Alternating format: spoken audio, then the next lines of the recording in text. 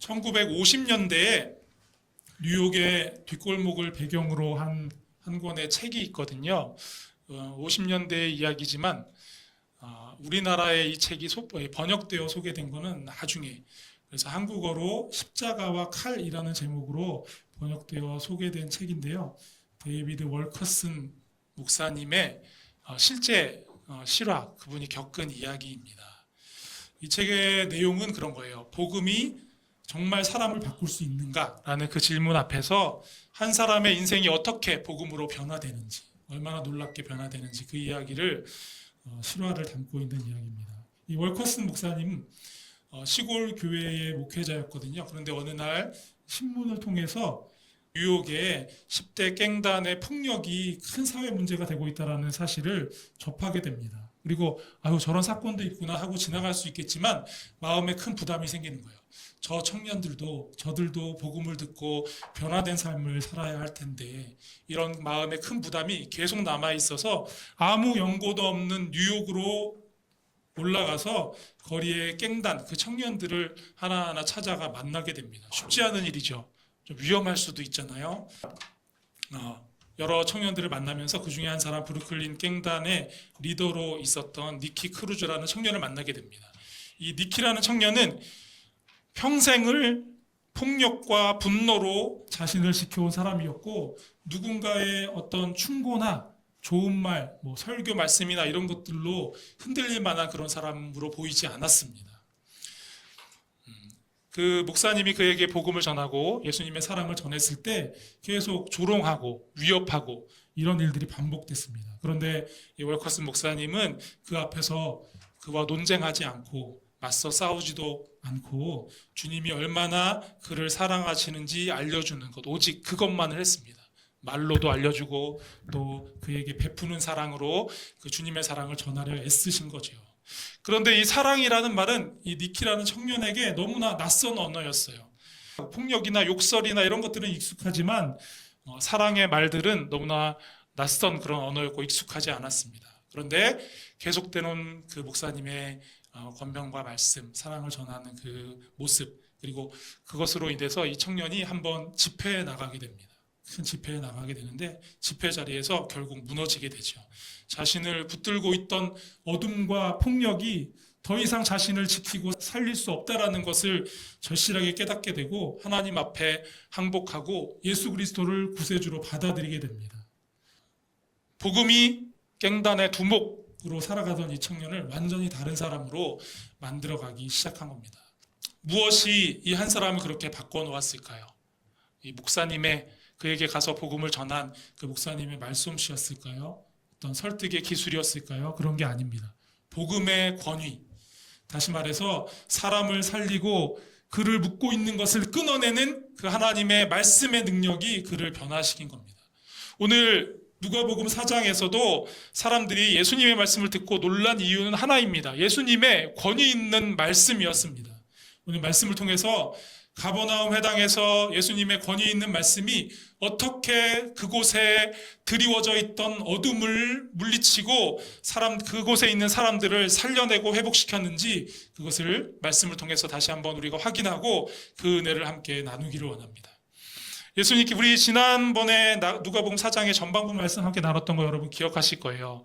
예수님께서는 나사렛 회당에 가서 이사야서 말씀을 읽으심으로 메시아로서의 공적 사역을 선포하고 시작하셨습니다. 그 은혜로운 말씀에 감격해서 우리가 언제 이런 말씀을 들었나라고 놀란 사람들도 있었지만 대부분의 나사렛 사람들은 거칠게 예수님을 거부하고 예수님을 마을 밖에까지 쫓아냈습니다. 그리고 예수님은 그 길로 그곳을 떠나서 가버나움으로 내려가셨다라고 거기까지 우리가 기록된 말씀을 봤었죠. 여러분, 가버나움은 예수님의 갈릴리 사역에서 중요한 거점이 된 도시였습니다. 이곳은 갈릴리 호수에 가까이 위치해 있었기 때문에 많은 사람들의 왕래가 있었고 그만큼 다양한 계층의 사람들이 모여서 살던 그런 마을, 그런 도시였습니다. 그리고 당시에 유대 땅의 현실은 우리가 익히 잘 알고 있는 것처럼 로마 제국의 지배 아래 있었죠. 그래서 유대 땅 전체, 가버나움뿐만이 아니라 유대 땅 전체가 높은 세금과 또 부채, 불안정한 삶의 조건들 이런 것들로 인해서 그야말로 내일이 보이지 않는 그런 삶을 살아가고 있었고요. 가버나움도 크게 다르지 않았습니다. 그런데 오늘 본문 말씀을 보면 그 시대의 어둠이 단지 정치적, 경제적 그런 측면에서의 어둠이 아니라 영적 현실의 측면에서도 그 어둠이 깊이 그들의 삶 가운데 드리워져 있다는 것을 보여주고 있습니다. 33절 말씀을 한번 같이 보실까요? 이 말씀이 그러한 것들을 보여주고 있죠. 한번 같이 읽어보겠습니다. 시작. 회당에 더러운 귀신 들린 사람이 있어 크게 소리 질러. 네. 여러분 화면에 그림을 보시면은요, 이 모습이 당시에 가버나움 회당이 아마 이랬을 것이다라고 이렇게 그림으로 그려진 모습인데요.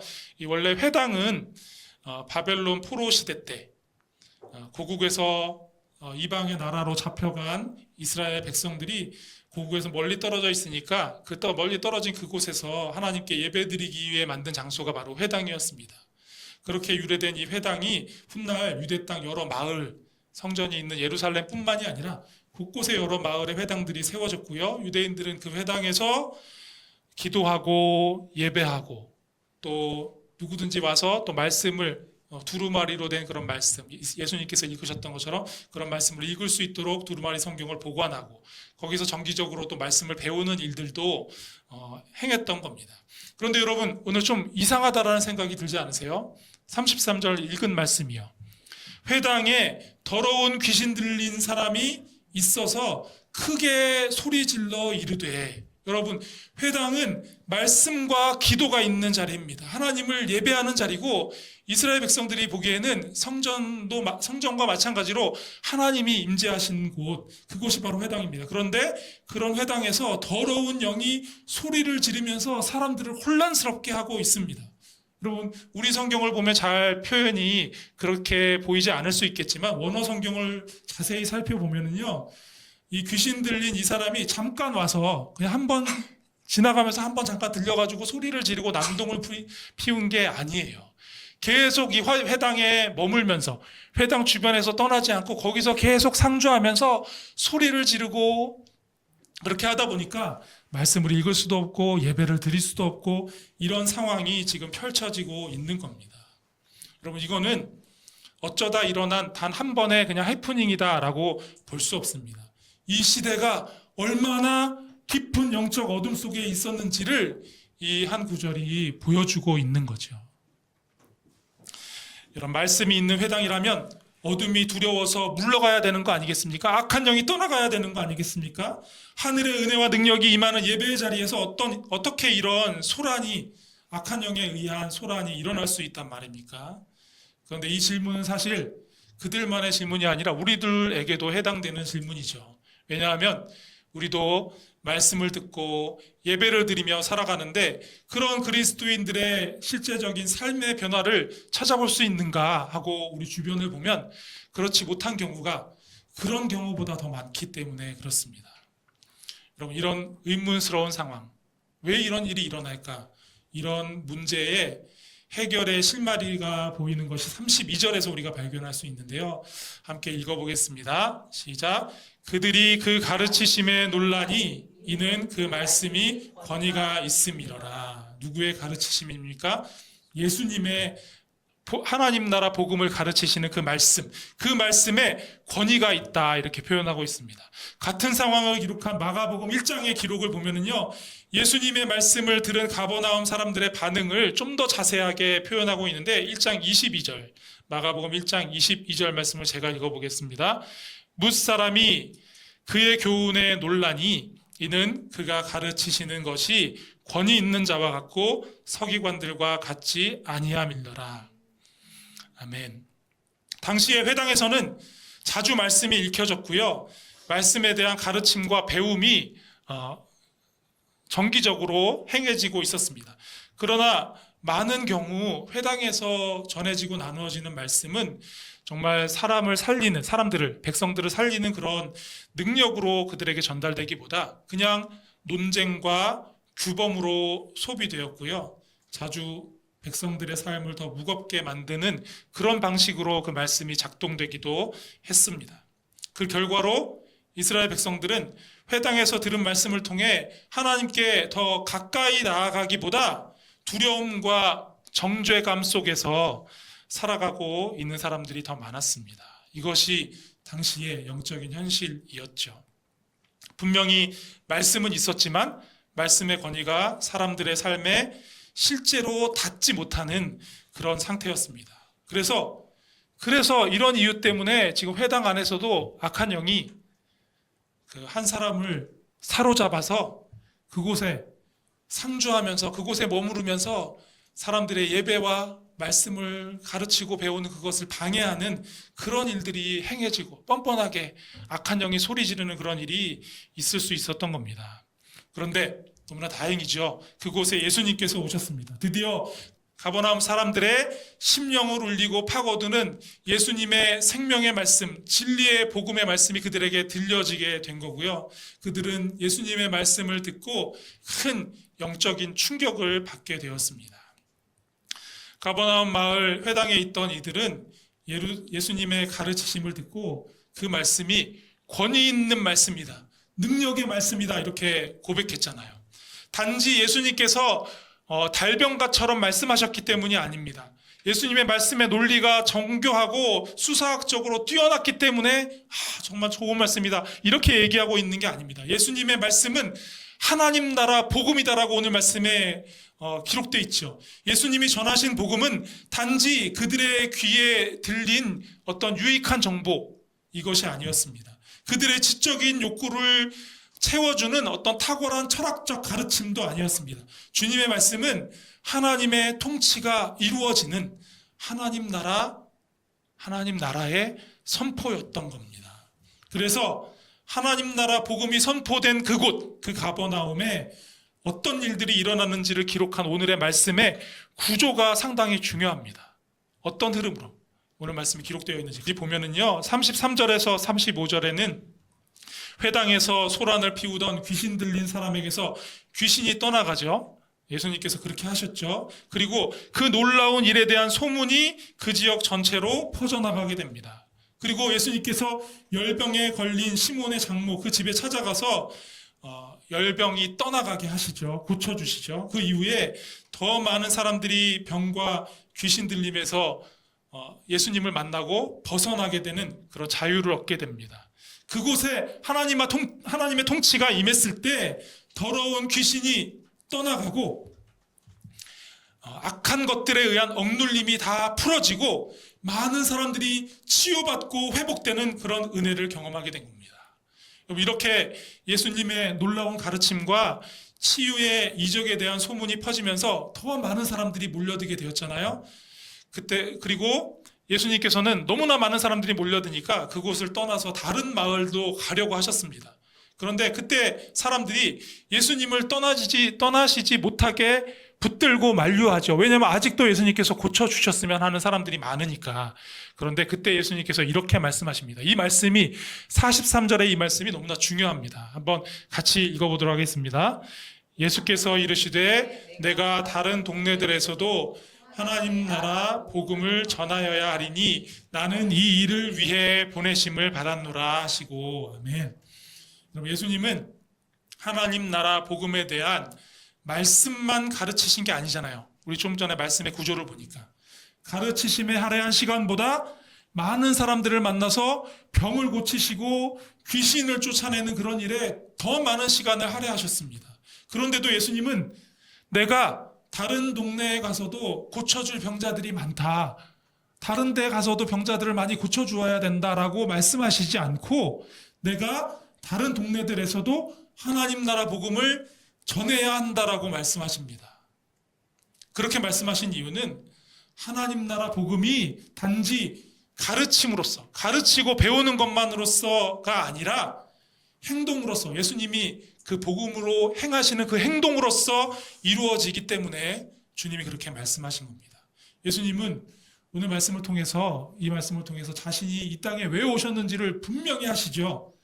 예수님의 사명은 하나님 나라 복음을 말씀으로 전하는 것이었고, 또 사람들에게 찾아가서 그 복음의 능력으로 그들의 삶이 실제로 새롭게 되게 하는 그것이었습니다. 이 두 가지가 함께 하나님 나라 복음을 완성하는 것이었습니다. 그럼 요한복음 9장에 보면은요, 어느 날 예수님의 제자들이 눈먼 사람을 보고 이렇게 예수님에게 질문합니다. 눈먼 사람, 이 사람이 눈먼 사람으로 태어난 것이 누구의 죄 때문입니까? 자기의 죄 때문입니까? 아니면 부모의 죄 때문입니까?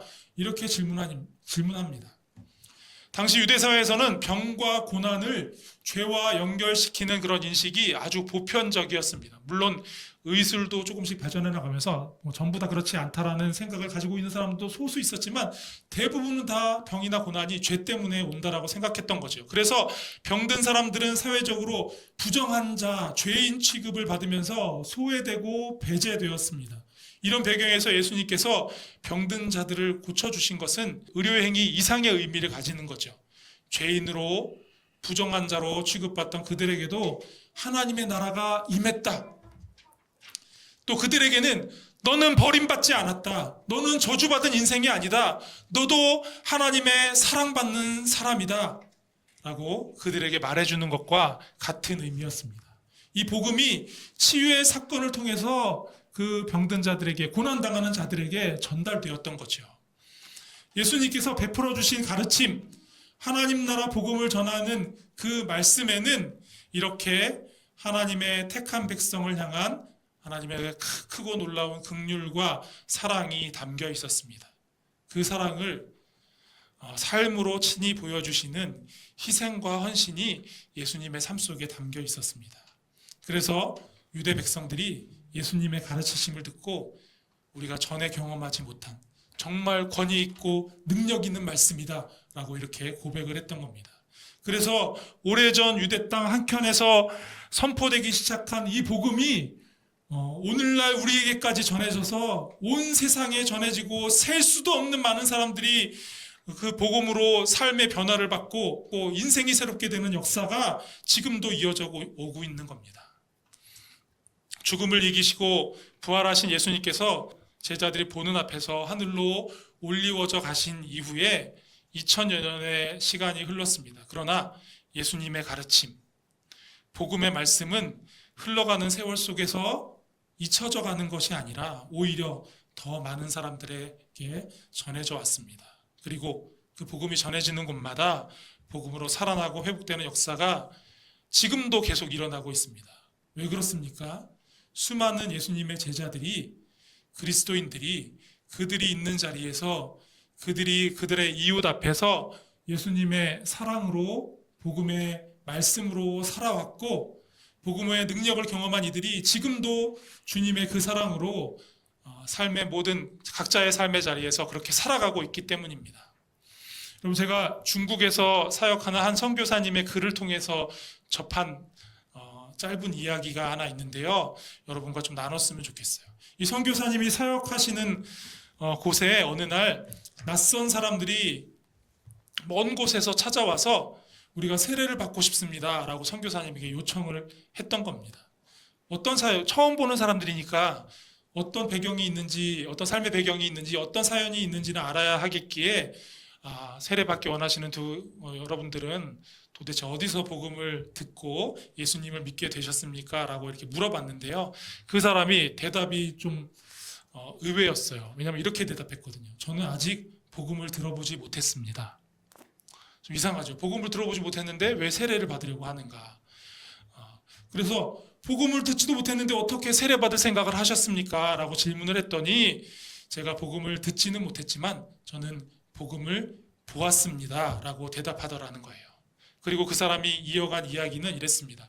그가 살고 있는 동네에 한 사람이 있었는데 이 사람이 완전히 인생이 무너져 버린 사람이었다고 합니다. 마약 중독자인데다가 성격도 아주 거칠어서 주변 사람들이 다가와서 말만 걸어도 아주 거칠고 험하게 여러 사람들을 대하는 그런 사람이었는데 이 사람이 어느 날인가부터 예수님을 믿고 그리스도인이 된 이후에 완전히 다른 사람이 된 것을 보게 된 겁니다.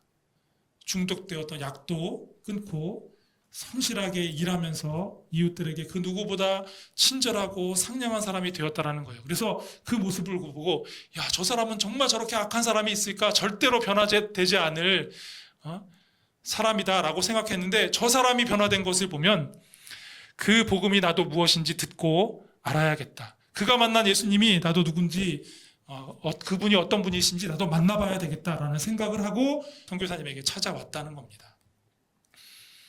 여러분, 가버나움 사람들이 예수님의 말씀을 권위 있다라고 느낀 이유도 바로 여기에 있습니다. 그 말씀이 그들에게 들려졌을 때 그들의 삶, 그들의 현실을 실제로 새롭게 변화시켰기 때문입니다.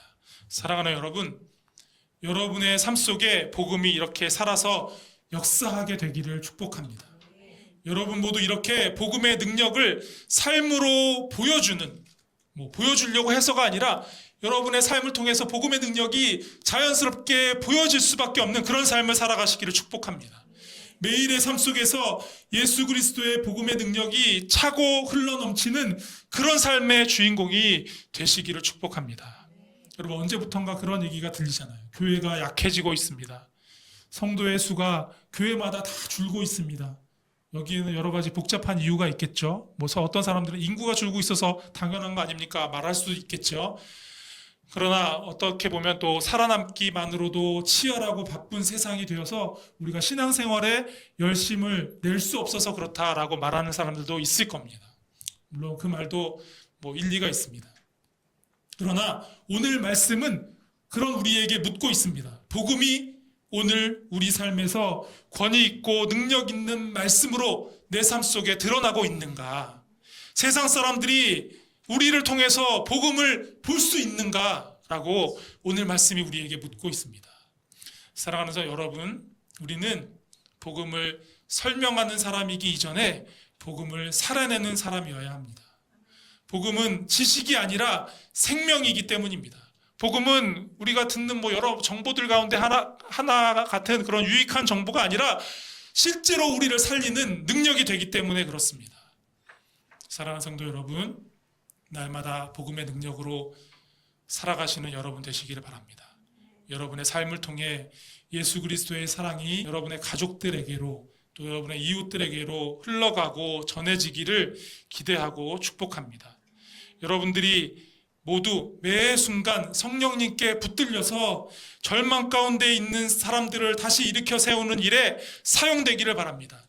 날마다 성령님이 여러분을 붙들어서 상처받고 쓰러져 있는 사람을 건강하게 회복시키고 다시 일으켜 세우는 일에 쓰시기를 축복합니다. 우리가 복음을 듣고 아는 것에만 만족하지 않고 복음으로 살아가야 되겠다. 내가 오늘도 복음으로 살아가야 되겠다. 매일매일 이렇게 결단한다면 이런 놀라운 일들이 우리 삶 속에 분명히 일어날 줄로 믿습니다.